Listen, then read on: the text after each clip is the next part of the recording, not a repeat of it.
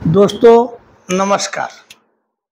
इसके पहले मैंने शंकराचार्य के ऊपर जो वीडियो बनाया था, शंकराचार्य जी और मंडल मिश्र का जो शास्त्रार्थ हुआ था और बाद में उनकी पत्नी भारती का, जिसमें मंडल मिश्र पराजित हुए, उनके शिष्य बन गए और नाम रख लिया सुरेश्वरी। दोस्तों अब इसके आगे की घटना के बारे में कुछ रोचक तत्व हम देखना चाहते हैं, आपको बताना चाहता हूँ कि शंकराचार्य जी शंकर के अवतार थे। कुछ लोग इसको नहीं मान सकते हैं, कारण कि शंकर जी कैसे अवतार ले लेंगे। यदि उस शंकर का अवतार नहीं थे तो महामानव तो हम उनको मान सकते हैं। महामानव मानने के लिए कुछ चीज़ें मैं आपके सामने प्रस्तुत कर रहा हूँ, उसको ज़रा ध्यान से सुनिएगा। कालड़ी से ओंकारेश्वर जो अपने गुरु की खोज में निकले थे, उस समय दोस्तों सड़क नहीं थी, पर्वत, झील, नदियां, तालाब, कंकड़, पत्थर, न ट्रेन था, न बस था, न साइकिल था, न मोटरसाइकिल था। मतलब आवागमन का कोई पैदल के अलावा कोई साधन नहीं था। यदि हम उत्तर भारत की मान लें तो बहुत साधन था, तो घोड़ा वगैरह था, लेकिन इनके पास तो घोड़े भी नहीं थे।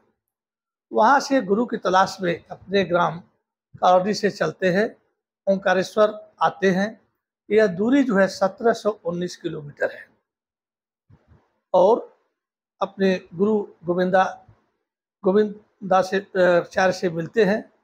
और फिर वो तो मैंने कहानी बता दिया था आपको। वहाँ से गुरु से दीक्षित होकर के यह काशी जाते हैं। काशी जाकर के दोस्तों यह योग का अभ्यास करते हैं। एक बार की बात है कि ब्रह्म मुहूर्त में अपने शिष्यों के साथ मणिकर्णिका घाट पर स्नान करके वापस जा रहे थे। वहाँ की गलियाँ जो है सकरी हैं, पतली पतली गलियाँ हैं। कोई बनारस गया होगा तो जानता होगा। तो गली मान लीजिए ऐसे है, तो एक महिला जो है अपने पति का शव अपने गोद में रख करके, और शव को ऐसे गली है तो ऐसे करके उसने रखा हुआ था और जोर जोर से रुदन कर रही थी, विलाप कर रही थी। शंकराचार्य के शिष्यों ने कहा, हे माते, आप इस शव को जरा ऐसे कर लीजिए और हम लोग जाना है, जिससे कि कोई समस्या न हो। उसने अनसुना कर दिया। दूसरे शिष्य ने कहा, फिर भी उसने नहीं सुना। अंत में शंकराचार्य जी खुद कहते हैं, हे माते, अपने पति का सर जो गोद में ली हुई हो, शव को जरा सीधा कर दो, जिससे हम चले जाएं। तब वो महिला कहती है, हे भद्र पुरुष, तुम खुद ही शव को क्यों नहीं कह देते हो कि यह सीधा हो जाए, ऐसे हो जाए। तो शंकराचार्य जी कहते हैं, हे माते, आप पति वियोग में इतनी विवेकहीन हो गई हो कि कहीं शव अपने आप सीधा हो सकता है? शव तो हिल भी नहीं सकता है। तब वो महिला कहती है कि क्यों भद्र पुरुष, तुम शव की ही तो पूजा करते हो, क्यों शव सीधा नहीं हो सकता है? शिव तो शव ही है और शिव शक्ति ही तो होती है। ऐसी बातें सुन करके गुरुदेव ने ध्यान लगाया और देखते कि आदिशक्ति जगदम्बा है। उन्होंने प्रणाम किया और फिर वो अंतर ध्यान हो जाती है। एक ज्ञान इनको मिला। दूसरी एक किदवंती है, मैंने पढ़ा था, लेकिन क्या कि एक बार शंकराचार्य जी जब जा रहे थे अपने गुरु से मिलने के लिए या कहीं भी जा रहे थे, तो ये बीमार पड़ गए। बीमार पड़ने के पास एक वैद्य के पास गए। वैद्य ने उनको जो है दवा दिया और कहा, इसको दही के साथ आप खा लेना। अब शंकराचार्य जी दही कहाँ से लाएं? चलने की हिम्मत नहीं थी। एक वृक्ष के नीचे लेट गए। तब तक एक महिला जो है ले दही करते हुए जा रही है। देखते हैं, वहीं से कहते हैं, माते, थोड़ा मुझे आप दही दे देंगी, मुझे दवा खाना है और मैं बीमार हूँ। महिला कहती कि आ जाओ मेरे पास, और आकर के जो है दही ले लो। तो कहते हैं, माते, मेरे पास शक्ति है ही नहीं, मैं चल ही नहीं सकता, मैं उठ नहीं सकता, इसलिए कृपा करके मुझे आप जरा दही दे दें। महिला आती, इनको दही देती है, ये खाते हैं। वह कहती है, क्यों? इतने बड़े पुजारी हो शिव के और शक्ति नहीं है, तो शक्ति को जरा पहचानने की कोशिश करो। लेटे ही ध्यान लगाते हैं और आदिशक्ति जगदम्बा है। तो दोस्तों, जब ओंकेश्वर आते हैं तो वहां से इसकी दूरी है 1719 किलोमीटर। फिर पैदल ही ये जो है काशी जाते हैं, जहाँ पर ये महिला वाला डेड बॉडी का हमने आपको बताया है। उसके बाद काशी से महिष्मती मंडल मिश्र शास्त्रार्थ करने जाते हैं, उसकी भी कुछ दूरी है। उसके बाद ये वहाँ से लोगों को दीक्षित करते हुए, और फिर इनके बारे में एक चीज़ और बता दूं कि जब ये 8 साल के ही थे तो इनको वेदों का अर्थ के साथ पूर्ण ज्ञान हो गया था। जब 12 साल के हुए तो इनको जो है उपनिषदों, ब्रह्मसूत्र और गीता का पूरा ज्ञान हो गया था। 16 साल की उम्र में इन्होंने कलम उठाई, ब्रह्मसूत्र, उपनिषद और गीता पर अपने भाष्य लिखे। ये चलते रहते थे, जहाँ रात्रि विश्राम करते थे वहाँ अपनी ये लेखनी उठा लेते थे और लिखते थे। और इन्होंने तकरीबन 100 से ज़्यादा ग्रंथों की रचना की और हजारों पेज इन्होंने लिख डाला। अब आप सोचिए कि ये दिन में कितना तेज चलते थे, कितनी दूरी ये तय करते थे, और जब ये विश्राम करते थे तो फिर लेखनी उठा लेते थे, तो सोते कितना थे। तो शंकर के बारे में जब दही वाली आदिशक्ति जो है इनको कहती है, तो दुर्गा चालीसा में लिखा हुआ है, शंकर आचारप तप कीनो, काम क्रोध मोद सब जीत लेनो, निर्दिन ध्यान धरो शंकर को, काव काल नहीं सुमरे तुमको, सक्त गई तब मन पछतायो, शरणागत हुई कृत भवानी, जय जय जय जंद भवानी। ये दुर्गा चालीसा में लिखा हुआ है। तो जब इनकी शक्ति चली जाती है दही वाली घटना में, तब ये जो है शक्ति की पूजा करते हैं। और उन्होंने सौंदर्य लहरी जो प्रकृति की है उसकी भी की है, बहुत कुछ किया है, 100 से ज़्यादा ग्रंथों की उन्होंने किया है। उसके बाद कनक स्तोत्र किया है, जो कि आंवले की वर्षा करा देते हैं। उसके बाद केदार धाम से कालड़ी की दूरी 3100 किलोमीटर है। द्वारिका से जगन्नाथपुर की दूरी 4000 है। उसके बाद श्रृंगेरी की भी दूरी है, और उसके बाद जो है बद्री धाम की दूरी है। अब बद्री धाम से कालड़ी की दूरी जो है 3100 किलोमीटर है। तो ये मतलब 8 साल में यह घर छोड़े और 32 साल की उम्र में हर जगह पूरे भारत का कई बार इन्होंने भ्रमण किया, और 32 साल की उम्र में इन्होंने मोक्ष प्राप्त की, देह त्याग दिया केदारनाथ। अब दोस्तों, इन्होंने 4 मठों की स्थापना की। उत्तर में बद्रीधाम, पश्चिम में द्वारिका, पूरब में जगन्नाथपुरी और दक्षिण में श्रृंगेरी। ये चारों मठों में गए और उसकी स्थापना किए, और ये वेदों के अनुसार ही इन्होंने किया, तो इसको कोई बताने की जरूरत नहीं है। तो 4 वेद हैं और चारों वेदों का जैसे इन्होंने किया था। तो कहने का मतलब ये है कि ये आदमी, ये बालक, आदमी क्या कहें, बालक जब नौजवानी के शीर्ष पर थे, तो और बालक से ही लेकर के, तो इन्होंने हमारे सनातन धर्म की रक्षा करने के लिए जो कार्य किया वो अवर्णनीय है। कोई भी 8 साल का बालक पूरे वेदों का ज्ञाता नहीं हो सकता है। 12 साल में उपनिषद, ब्रह्मसूत्र और गीता का ज्ञान प्राप्त कर ले, और 16 साल की उम्र में उपनिषद, गीता और ब्रह्मसूत्र पर भाष्य लिखे और बहुत से स्तोत्र लिखे। तो इस सब के बस की बात नहीं है। फिर यह एक जगह इनको दिव्य ज्ञान होता है, आभास होता है कि हमारी माता जी रुग्ण अवस्था में हो गई है, काफ़ी बीमार हो गई है।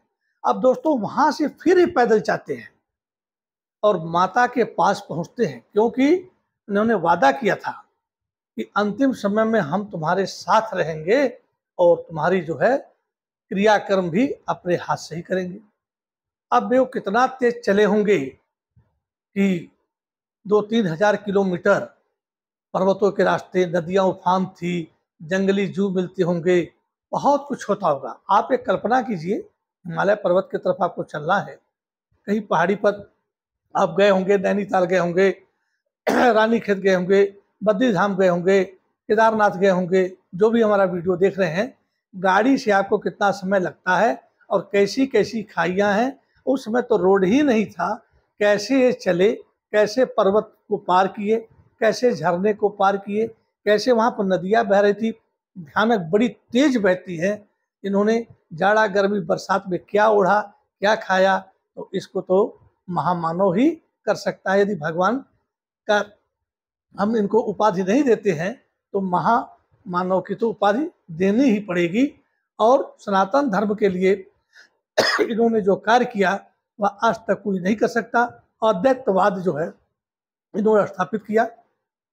पहले ये सिर्फ शंकर भोलेनाथ को ही मानते थे, लेकिन जब दो घटनाएं हुई तो आदिशक्ति को भी ये मानने लगे, और शिव शक्ति ही होती है जो सब कुछ होता है।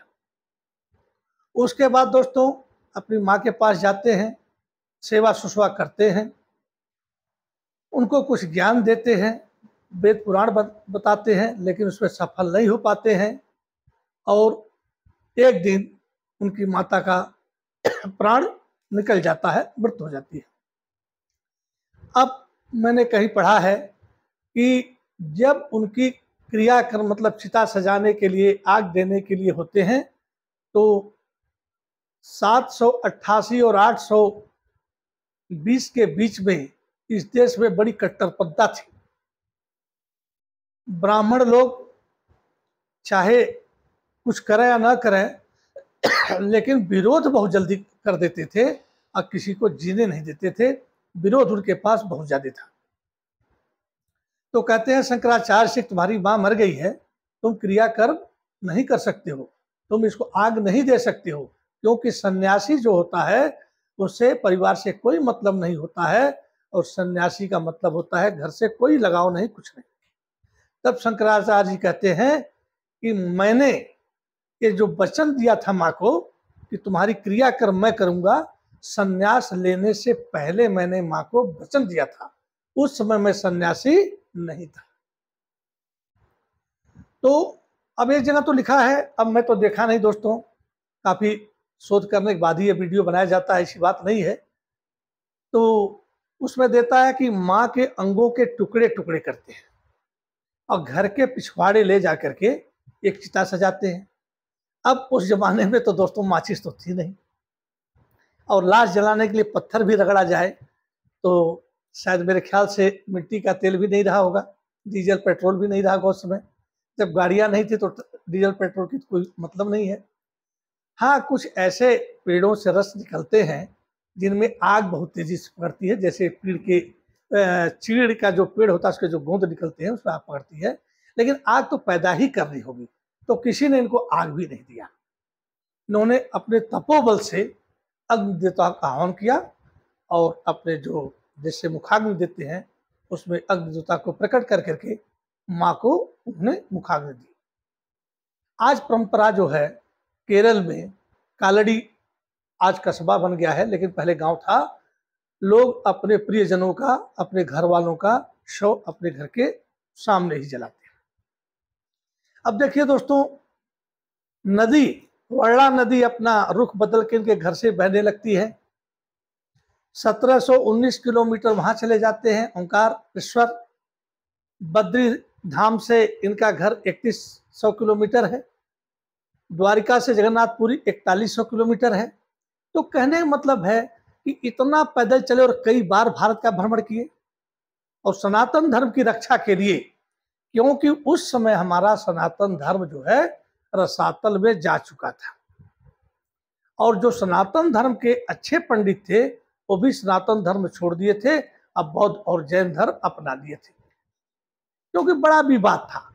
इसी में कई संप्रदाय हुए थे, शैव संप्रदाय, नाथ संप्रदाय, वैष्णव संप्रदाय, उसके बाद बुद्ध के भी 4 संप्रदाय हो गए थे, जैन के भी श्वेतांबर दिगंबर हो गए थे। तो ब्राह्मण बुद्ध के तर्कों के आगे, बुद्ध मुनियों के और जैन मुनियों के तर्क के आगे टिक नहीं पाते थे। उस समय एक ही ब्राह्मण थे, बहुत तेज, मंडल मिश्र और कुमारिल भट्ट। कुमारिल भट्ट के ही शिष्य मंडल मिश्र थे। तो मंडल मिश्र ने बौद्धों को शास्त्रार्थ में तो हराया नहीं, तो इन्होंने बौद्धों से काशी में जगह जगह पर शास्त्रार्थ किया और बौद्धों को हराया, और इन्होंने अद्वैतवाद की स्थापना की। एक बार जब मंडल मिश्र से या जैसे भी शास्त्रार्थ चल रहा था, तो अद्वैतवाद मतलब एक ही सत्ता है और उसी के नाम अलग अलग हैं। जो सृष्टि में हम देखते हैं वह एक शुद्ध ब्रह्म है, उसी के जो रूप हैं अलग अलग, उसके नाम अलग अलग हैं दोस्तों। तो मंडल मिश्र से कहते हैं, ये बताइए सबसे पहले इस संसार में आने से पहले माँ के पेट में आप क्या थे? तो कहते मैं एक पिंड था।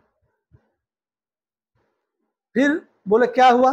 बोले पिंड बड़ा हुआ, माँ के पेट में एक बालक बन गया, फिर मैं माँ के पेट से बाहर आया। फिर बोले क्या हुआ? बोले फिर मेरा नामांकन कर दिया गया।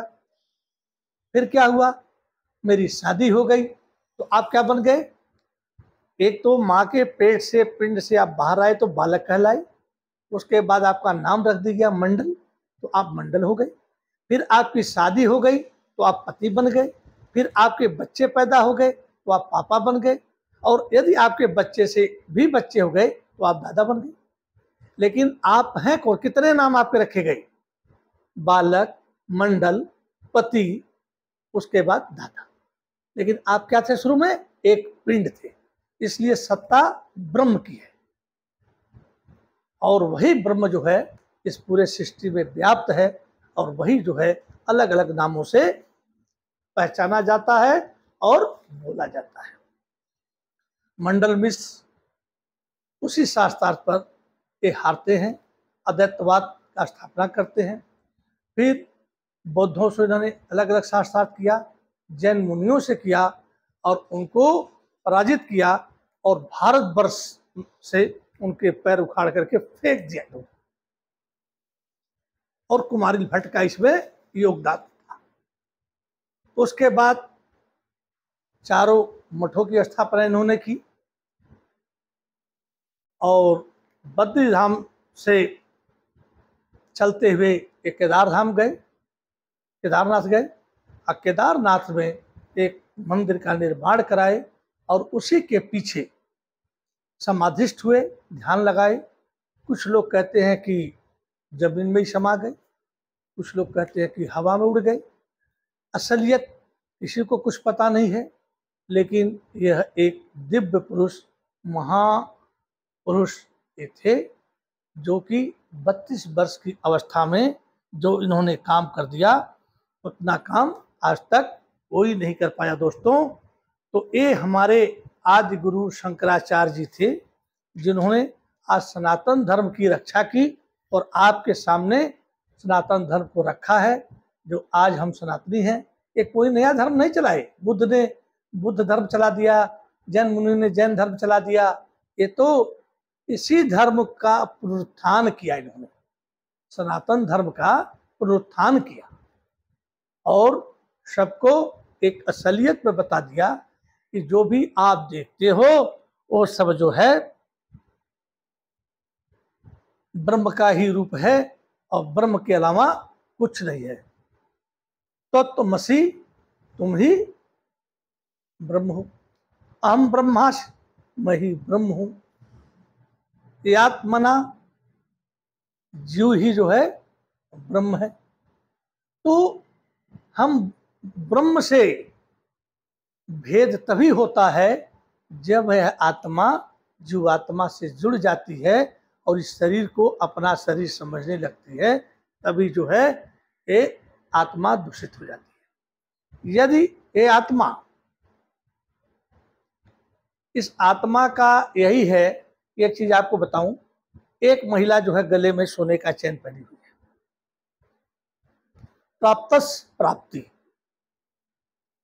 वो स्नान करने जाती है और तालाब में स्नान करती है, उस समय तो नल और कुएं तो थे नहीं, और आती है, एकाएक लग जाता है कि मैंने तो अपना हार उतार दिया था और मेरा हार गायब हो गया। लगती हार को ढूंढने लगती। कभी भी आपने देखा होगा कि कोई चीज आपके पास ही रहता है और आप ढूंढने लगते हैं, वो लगती ढूंढने पर उसको नहीं मिलता है। पर एक बार वह दर्पण के सामने जाती है और जब दर्पण में अपना चेहरा देखती है तो हार उसके गले में ही होता है। प्राप्तस प्राप्ति। अरे प्राप्त तो पहले से था, उसको प्राप्त किया। तो हम ब्रह्म, ये जीव जो है स्वयं ब्रह्म है। हम तो माया में आकर के भूल चुके हैं, और जैसे ही हमको ज्ञान मिल जाता है हम स्वयं ब्रह्म स्वरूप हो जाते हैं, क्योंकि हम ब्रह्म है ही। ये तो शरीर जो है, जो कपड़ा पहने मांसांश जृणाड़ यथा विहाय नमानि देहि नरो प्राणी, जो गीता में कृष्ण ने कहा है, तो उसमें जो है ये तो वस्त्र है, आत्मा का ही वस्त्र है। आत्मा इसमें रहती है। कपड़े भी हमारे पुराने होते हैं, उनको भी धुलने पड़ते हैं, शरीर को भी स्नान कराना पड़ता है, कपड़े को भी प्रेस करना पड़ता है, उसको भी धूप पे सुखाना पड़ता है। उसी तरह से शरीर को चलाने के लिए अन्न खाना पड़ता है, अन्न से पोषित होता है। वही जब एक चांडाल मिल जाता है इनको, तो कहते हटो हटो हटो। तो कहता है किसको कहते हो हटो? मुझे या जो मेरे अंदर है उसको। ये जो शरीर है ना, ये अन्न से पोषित हुआ है, और तुम्हारा भी शरीर अन्न से पोषित हुआ है, तो दोनों में तो कोई अंतर है नहीं। और जो शरीर के अंदर है वही तुम्हारे अंदर है। तो जब सब बराबर है तो हटो हटो कहाँ की बात है। फिर ध्यान लगाते हैं तो भोलेनाथ मिलते हैं। तो दोस्तों, इसी के साथ जो है वीडियो काफ़ी लंबा हो रहा है, तो मैंने आज गुरु शंकराचार्य पर पहले कुछ पढ़ा है, आपके सामने दिया है, क्योंकि हम लोग सनातनी हैं। सनातन धर्म हमारा है, रहा है और भविष्य में रहेगा। इसी के साथ दोस्तों, यदि हमारा यह वीडियो अच्छा लगा हो तो लाइक, शेयर और सब्सक्राइब कर दीजिएगा। और आप लोग को ये करने से जब मैं देखता हूँ कितने सब्सक्राइबर हो गए हैं, कितने लाइक वाले हो गए हैं, तो मुझे थोड़ा सा एक आत्मबल मिलता है कि हाँ, मैं जो परोसता हूँ, जैसे एक माँ बच्चे को खाना परोसती है और बच्चा बिना ना नुकुर किए उसको आराम से खा लेता है और कहता है माँ पेट भर गया, मस्त हो गया, उसी तरह से आपका लाइक, सब्सक्राइब और शेयर मैं मस्त हो जाता हूँ। दोस्तों, इसी के साथ नमस्कार, जय हिंद, जय भारत, वंदे मातरम। ओम